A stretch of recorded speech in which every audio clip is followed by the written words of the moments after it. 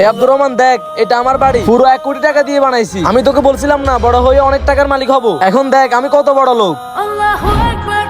চল আজান দিয়ে দিছে, যাই নামাজ পড়ে আসি। নামাজ? আমার বাড়িতে অনেক কাজ পড়ে আছে, তুই পড়ে আস, আমার হাতে 1 মিনিটের সময় নেই। বাড়ির সব দায়িত্ব আমার উপরে। আমি নিশ্চিত তুই আমার বাড়ি দেখে মনে মনে জ্বলতেছে। শুরু থেকে শেষ পর্যন্ত আপনি একটা টাকাও দেন নাই, টাকা কখন দিবেন? আরে সাফরান, তুমি আজকে ফজর নামাজ পড়তে আসো নাই কেন? আরে ও আমার বন্ধুর সাথে জোর গলায় কথা বলতেছে কেন? যখন লোনের টাকা পরিশোধ করতে পারবে না, তখন আমাদের ফ্যাক্টরি থেকে টাকা লোন নিয়ে এত বড় বাড়ি কেন তৈরি করছো? আরে কি হয়েছে, তুমি আমার বন্ধুকে এত অপমান করতেছো কেন? আরে ইমাম সাহেব, উনি আমাদের ফ্যাক্টরি থেকে অনেক টাকা লোন নিয়ে এত বড় বাড়ি তৈরি করছে, এখন আমাদের টাকা পরিশোধ করতেছে না। আচ্ছা একটা কাজ করো, ও যত টাকা লোন নিছে সব টাকা মাফ করে দাও। আচ্ছা ইমাম সাহেব, আমি ওনার সব টাকা মাফ করে দিয়েছি।